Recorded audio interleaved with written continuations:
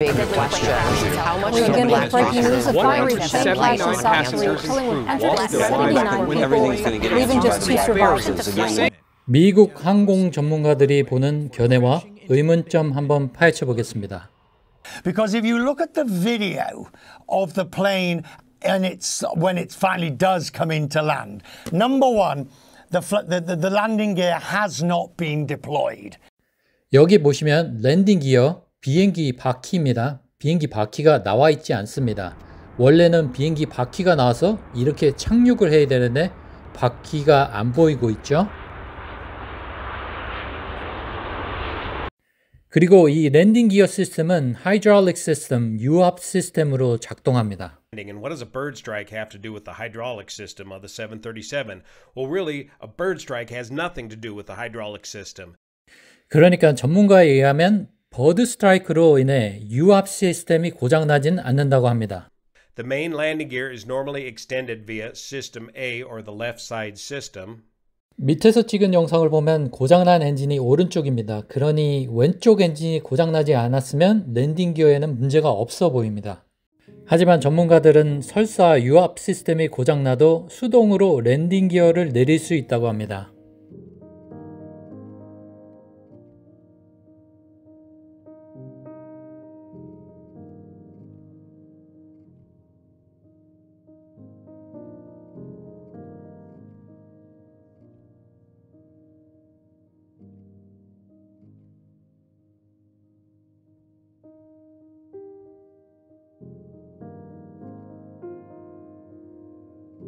Secondly, it's believed the flaps haven't been deployed.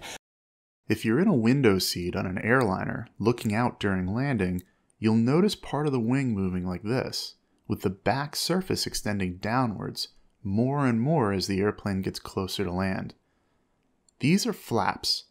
With our flaps up, if we begin a descent, the aircraft picks up speed, just like a roller coaster would as it goes down a track. This speed has to be bled off in landing, and so it means we'll use a precious runway getting ourselves slowed down. But with flaps, the aircraft can be slowed down. Not only do we produce the same lift at a lower airspeed, but the added drag from throwing these barn doors out into moving air slows us down too. What this means is that we can descend at an even steeper rate, and not only do we not pick up the same speed as the aircraft with no flaps, but we could actually be slower and able to land and get stopped in a shorter distance. 이 플랩은 이륙과 착륙을 도와줍니다. 이 플랩이 없으면 활주로를 더 길게 써야 하고 속도도 더 붙습니다. 그 다음에는 스포일러입니다. 이 스포일러는 비행기의 브레이크입니다. 하지만 이 사고기체는 이 모든 걸 안 썼습니다. 세 번째 의문점은 왜 원래 내리는 1번 활주로를 안 쓰고 19번을 썼을까요? And it appears that the crew was setting up for a straight-in approach, runway 01, landing to the north at South Korea's Muon Airport.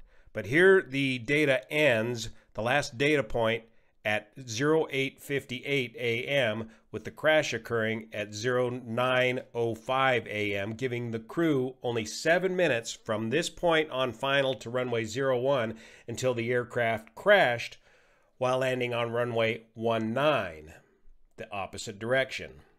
무안공항을 보면은 원래 내리는 01번 활주로는 남쪽에서 북쪽으로 향하는 활주로고요. 19번 활주로는 북쪽에서 남쪽으로 향하는 활주로입니다. 비행 방향을 보면은 남쪽에서 북쪽으로 향해 비행하고 있었는데 방향을 굳이 틀어서 19번 활주로를 착륙을 했습니다. 의문점이 있죠.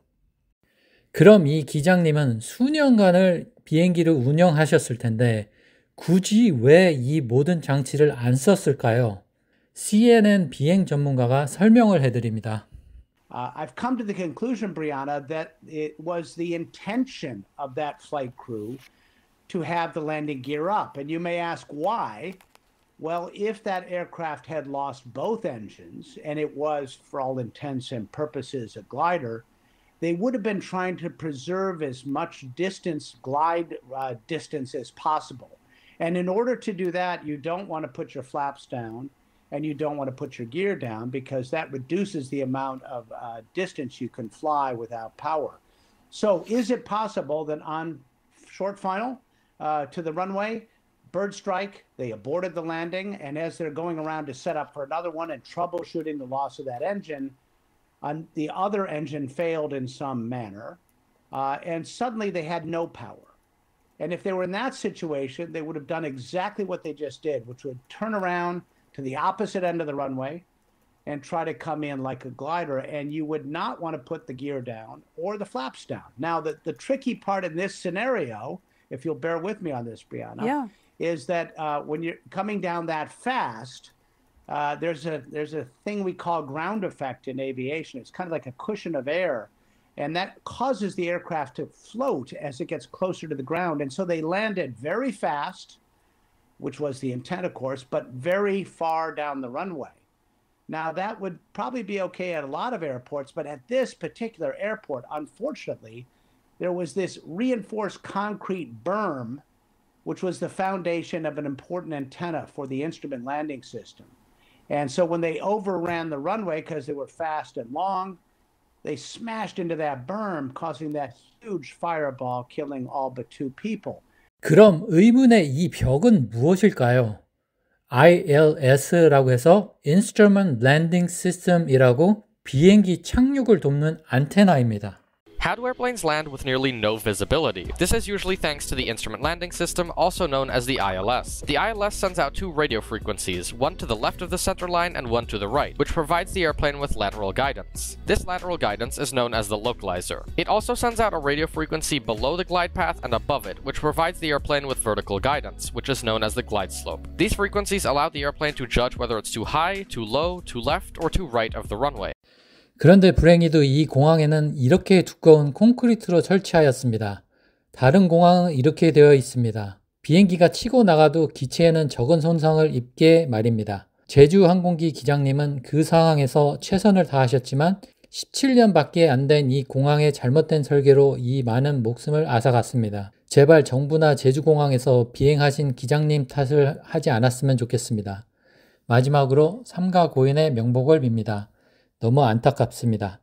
이런 일이 미국에서도 일어났었습니다.